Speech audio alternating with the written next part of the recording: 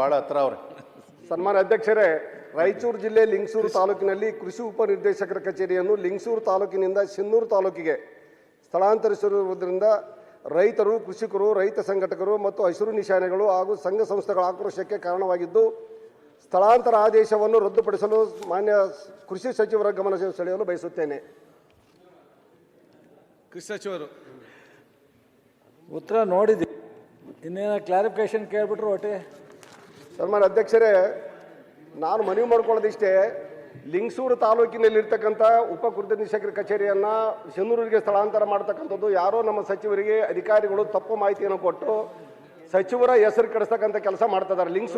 ಲಿಂಗಸೂರಿನಲ್ಲಿ ಒಳ್ಳೆ ಕೆಲಸ ಮಾಡ್ತಾ ಇದೆ, ಅದನ್ನು ಸಿನ್ನೂರಿಗೆ ಸ್ಥಳಾಂತರ ಮಾಡೋದ್ರಿಂದ ಸರ್ಕಾರಕ್ಕೆ ಏನು ಲಾಭ ಇದೆ? ಲಿಂಗಸೂರಿನಲ್ಲಿ ಇರ್ತಕ್ಕಂಥ 200 ಬೆಡ್ ಆಸ್ಪತ್ರೆ ಕಸ್ಕೊಂಡ್ರು, ಇವತ್ತು ಕೃಷಿ ನಿರ್ದೇಶಕರ ಕಚೇರಿ ಕೈ ಹಾಕಿದ್ದಾರೆ. ಮತ್ತೀಗ ಏನು ಈ ಸರ್ಕಾರಕ್ಕೆ ಬೇರೆ ಕಡೆ ಎಲ್ಲಿ ಯಾವ ಜಿಲ್ಲಾ ಯಾವ ತಾಲೂಕುಗಳು ಕಾಣೋದಿಲ್ಲವ? ಲಿಂಗಸೂರು ತಾಲೂಕಿನ ಈ ಸರ್ಕಾರಕ್ಕೆ ಟಾರ್ಗೆಟ್ ಆಗಿದೆಯಾ? ಯಾಕೆ ಇಂಥ ಒಂದು ನಿರ್ಧಾರ ತಗೊಂತಿದ್ದಾರೆ? ಒಳ್ಳೆ ಆಡಳಿತ ಮಾಡ್ತಕ್ಕಂಥ ಕಚೇರಿಗಳನ್ನ ಸ್ಥಳಾಂತರ ಮಾಡಿಸೋದ್ರಿಂದ ಸರ್ಕಾರಕ್ಕೆ ಏನು ಲಾಭ ಇದೆ?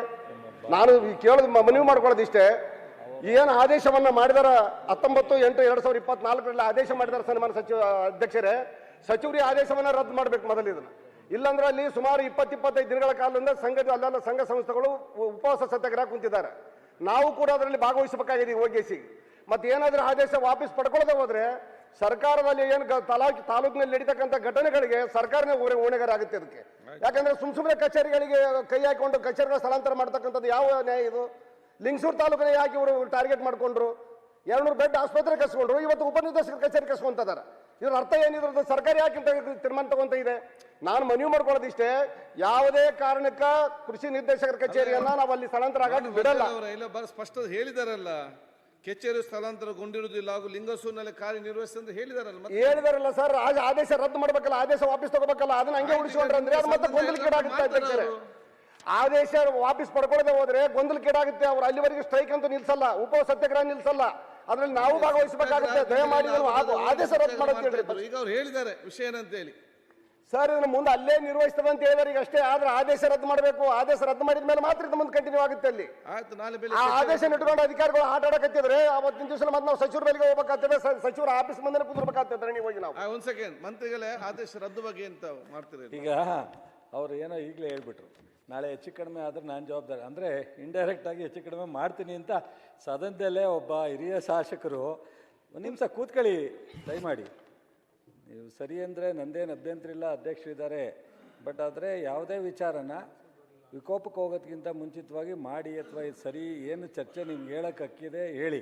ಬಟ್ ಅದ್ರ ಮುಂದೆ ಆಗೋ ಅನಾಹುತಕ್ಕೆಲ್ಲ ನಾನು ಹೊಣೆಯಲ್ಲ ಅಂದರೆ ಅನಾಹುತ ಮಾಡ್ಲಿಕ್ಕೆ ನಾನು ರೆಡಿ ಇದ್ದೀನಿ ಇಲ್ಲ ಇಲ್ಲ ಇಲ್ಲ ಇಲ್ಲ ನೋಡಿ ಅಲ್ಲೇ ಸನ್ಮಾನ್ಯ ಸಚಿವರೇ ಸುನೀಲ್ ಆ ರೀತಿ ಅನಾಥ ಭಾವಿಸೋದು ತಪ್ಪು ನಿರ್ಧಾರ ತಗೊಳ್ಳೋದು ಬೇಡ.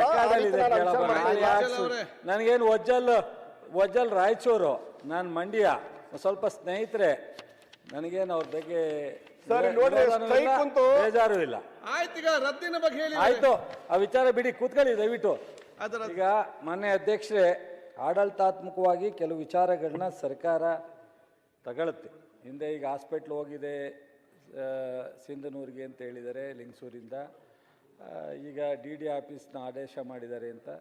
ಕೆಲವು ಅಲ್ಲಿ 3-4 ತಾಲೂಕು ಸೆಂಟ್ರು ಸಿಂಧನೂರು ಬರುತ್ತೆ ಅಂತ ಏರಿಯಾ ಕೃಷಿನ ಭೂಮಿಗಳು 1,10,000 ಅಲ್ಲಿ ಇರಿಗೇಟೆಡ್ ಲ್ಯಾಂಡು 55,000 ಹೆಕ್ಟ್ರ್ ಇದೆ. ಕುಷ್ಕಿ 55,000 ಇದೆ. ಇವರು ಲಿಂಗಸೂರಿನಲ್ಲಿ 16,000 ನೀರಾವರಿ ಇದೆ, 76,000 ಇದೆ, 90,000 ಅದು 1,20,000 ಏರಿಯಾ ಇದೆ. ಇವೆಲ್ಲ ಹಲವಾರು ಕಾರಣದಿಂದ ಒಂದು ಪ್ರಪೋಸಲ್ ಬಂದಾಗ ನಾವು ನೋಡಿದಾಗ ಬಹುಶಃ ಅಲ್ಲಿ ಹೆಡ್ ಕ್ವಾರ್ಟರ್ ಕೊಡ್ತಕ್ಕಂಥ ಸೂಕ್ತ ಅಂತ. ಈಗ ಕೃಷ್ಣ ಬೈರೇಗೌಡರು ಹೇಳಿದ್ರು ಚಿಕ್ಕೋಡಿ, ಈ ಥರದ್ದು ಏನೋ ಒಂದು ಬೇಡಿಕೆ ಬಂದಾಗ ಅಲ್ಲಿ ಏರಿಯಾ ಇಲ್ಲಿ ಏರಿಯಾ ಅಥವಾ ಅಲ್ಲಿ ಸೂಕ್ತನ ಅನ್ನೋದನ್ನು ಆಲೋಚನೆ ಮಾಡಿ ಆದೇಶ ಮಾಡಿತ್ತು.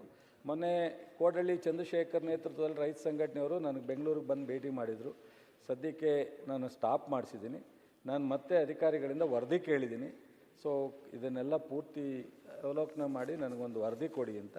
ವರದಿ ಬಂದ್ಮೇಲೆ ಸೂಕ್ತವಾದ ಸರ್. ಸನ್ಮಾನ್ಯ ಅಧ್ಯಕ್ಷರೇ, ನಾವು ಮನವಿ ಮಾಡ್ಕೊಳ್ಳೋದಿಷ್ಟೇ, ನಿಮ್ಗೆ ವರದಿ ತಗೊಳ್ಳೋಲ್ಲಿ ಅಧಿಕಾರಿಗಳೇ ನಿಮ್ಗೆ ದಾರಿ ತಪ್ಪಿಸಂತ ಕೆಲಸ ಮಾಡಿದ್ದಾರೆ. ಈಗಾಗಲೇ ತಪ್ಪು ವರದಿ ಕೊಟ್ಟಿಗೆ ಲಿಂಗಸೂರು ತಾಲೂಕಿಂದ ಸಿನ್ನೂರಿಗೆ ಸ್ಥಳಾಂತರ ಮಾಡ್ಬೇಕಂತಾನೆ ಕೊಟ್ಟಿದ್ದಾರೆ. ಈಗ ಮತ್ತೆ ಅದನ್ನು ನೀವು ಇದೇ ಕಂಟಿನ್ಯೂ ಮಾಡ್ಕೊಂಡು ಪದೇ ಪದೇ ದಾರಿ ತಪ್ಸಕ್ಕಾಗಲ್ಲ. ನೀವೆಲ್ಲ ಸರ್, ಸಚಿವರೇ, ಹೇಳಿದಿರಿ. ನಮ್ಮ ಮನವಿ- ನಾನು ಸರ್, ಪೂರ್ಣ ನಾವು ಮನವಿ ಪ್ರಮಾಣದಲ್ಲಿ ಗಮನ ಮಾಡ್ಕೊಳ್ತೀವಿ, ದಯಮಾಡಿ ಹರಿಸ್ತೀನಿ. ತಮ್ಮಲ್ಲಿ. ಸಜ್ಜಲ್ ಅವರೇ ಪೂರ್ಣ ಇನ್ನು ಏನ್ ಪ್ರಮಾಣದಲ್ಲಿ ಹೇಳ್ಬೇಕು? ಗಮನ ಹರಿಸ್ತೀನಿ. ಸರ್ ನಮ್ಮ ಮನವಿ ಮಾಡ್ಬೇಕು, ಸ್ಟ್ರೈಕ್ ಕುಂತಿದ್ದಾರೆ ಇವತ್ತು. ಅವ್ರು ಏನಾದ್ರು ಹೋಗ್ಬೇಕಾದ್ರೆ ಒಂದು ಆದೇಶ ಸ್ಟ್ರೈಕ್ ರದ್ದು ಮಾಡಿ ಕೂತ್ಕೊಂಡವರಿಗೆ ನೀವೊಂದು ಫೋನ್ ಮಾಡಿ ಹೇಳಿ, ನಾನು ಇವತ್ತು ಅಸೆಂಬ್ಲಿಯಲ್ಲಿ ಮಾತಾಡಿದ್ದೇನೆ, ಅದರಲ್ಲಿ ಏನೆಲ್ಲ ಅಲ್ಲಿಯ ಕಾರ್ಯನಿರ್ವಹಿಸ್ತದೆ ಅದರ ರದ್ದು ಆದೇಶ ಬಗ್ಗೆ ಅವರು ಮೀಟಿಂಗ್ ಕರೆದು ಚರ್ಚೆ ಮಾಡಿ ಅದನ್ನು ತಿಳಿಸ್ತಾರೆ. ಅಲ್ಲೇ ತನಕ ಮುಂದೂಡಿ ಮತ್ತಾಗದೆ ಮತ್ತೆ ಮುಂದುವರಿಸಿಕೊಂಡು ಹೋಗಿ ನೆಕ್ಸ್ಟ್ ಹೋಗುವ. ಅದು ನಿಮ್ಮ MLA ಜವಾಬ್ದಾರಿ ಏನು? ಅಲ್ಲ, ಜವಾಬ್ದಾರಿ ಎರಡು ಕಡೆ ಇರೋದ್ರಿಂದ ನಾವು ಮನವಿ ಸರ್ಕಾರ ಮತ್ತು ಮಾಡ್ಕೊಳ್ತೀವಿ ಜನರ ಸಚಿವರಲ್ಲಿ. ಮಧ್ಯೆ ಒಂದು ಮಧ್ಯತೆ ವಹಿಸಿಕೊಂಡು ತಿಳಿಗೊಳಿಸೋ ಕೆಲಸ ನಿಮ್ದು. ಈಗ ಅವರು ಉತ್ತರ ಕೊಟ್ಟಿದ್ದಾರೆ, ಅಲ್ಲೇ ಕಾರ್ಯನಿರ್ವಹಿಸ್ತದೆ ಅಂತೇಳಿ. ಸದನದಲ್ಲಿ ಉತ್ತರ ಕೊಟ್ಟ ನಂತರ ಸದನ ಚೇಂಜ್ ಮಾಡ್ಲಿಕ್ಕೆ ಕೂಡ ನಾಳೆ ಆಗುದಿಲ್ಲ. ಯಾಕೆ ಸದನದಲ್ಲಿ ಇಡೀ ಸರ್ಕಾರದ ಪರವಾಗಿ ಉತ್ತರ ಕೊಟ್ಟಿದ್ದಾರೆ. ಅದರ ಮೇಲೆ ಅಧ್ಯಕ್ಷರೇ, ವಿಶ್ವಾಸ ಇಡಿ. ಉತ್ತರ ಕೊಟ್ಟಿರೋದು ಹೆಂಗಿದೆ ಇನ್ನು ಅಂದ್ರೆ- ಆದೇಶ ರದ್ದುಪಡಿಸುವ ಬಗ್ಗೆ ಅವರು ವರದಿ ತರಿಸ್ತಾರೆ ಅಂತ ಹೇಳಿದ್ದಾರೆ. ಅಲ್ಲಿ ತನಕ ಅವಕಾಶ ಅವ್ರಿಗೆ ಕೊಡಿ. ಸರ್, ಯಾವುದೋ ಒಬ್ಬ ರಾಜಕಾರಣಿ ಒತ್ತಡದಿಂದ ಹೋಗಿ ವರದಿಗಳು ಕೊಡ್ತಕ್ಕಂಥ ವ್ಯವಸ್ಥೆ ಆಗ್ತಾ ಇದೆ. ದಯಮಾಡಿ ಅದು ಆಗಬಾರ್ದು ಅನ್ನೋ ನನ್ನ ಮನವಿ ಇದೆ ಅಷ್ಟೇ. ನಾನು ಕೇಳ್ತಕ್ಕಂಥದ್ದು, ಆಯ್ತು, ನೋಡಿ ಸರ್. ಯಾವುದೊಬ್ಬ ರಾಜಕಾರಣಿ ಒತ್ತಡ ಆಗ್ತಂತ ಅಧಿಕಾರಿಗಳು ಅವ್ರ ಪರವಾಗಿ ವರದಿ ಕೊಟ್ಟರೆ ಅದು ಸರ್ಕಾರ ಇದಕ್ಕಿಂತ- ಆ ವರದಿ ಮೇಲೆ ಆದೇಶ ಮಾಡಿದರೆ ನಮ್ಮ ಇದಕ್ಕಿಂತ ಪರಿಸ್ಥಿತಿ ಜಾಸ್ತಿ ಆಗಿ ಏನಾಗ್ತದೆ? ಅವ್ರು ಉತ್ತರ ಕೊಡ್ಬೇಕು ಹೇಳಿ ನೀವು.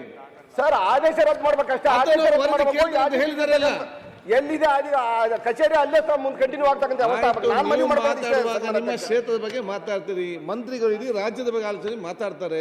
ವರದಿ ತೆಕ್ಕೊಂಡು ನಿಮ್ಮನ್ನು ಬಗ್ಗೆ ಮಾತಾಡೋದು ಹೇಳಿ ಅಲ್ಲೇ ತನಕ ಅಲ್ಲೇ ಮುಂದುವರಿಸಂತ ಹೇಳಿದಾರಲ್ಲ.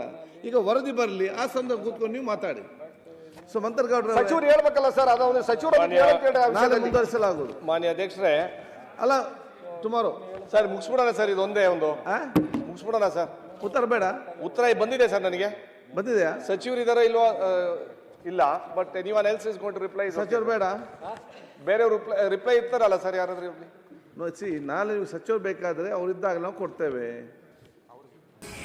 ನಾವು ಕೊಟ್ಟಂತ ಮಾಹಿತಿ ಇಷ್ಟವಾಗಿದ್ದಲ್ಲಿ ಲೈಕ್ ಮಾಡಿ, ಕಮೆಂಟ್ ಮಾಡಿ, ಶೇರ್ ಮಾಡಿ ಹಾಗೂ ಹೊಸ ಹೊಸ ಸುದ್ದಿಗಳಿಗಾಗಿ ಈಗಲೇ ಸಬ್ಸ್ಕ್ರೈಬ್ ಮಾಡಿ ವಿಕಾಸ್ ನ್ಯೂಸ್ ಕನ್ನಡ.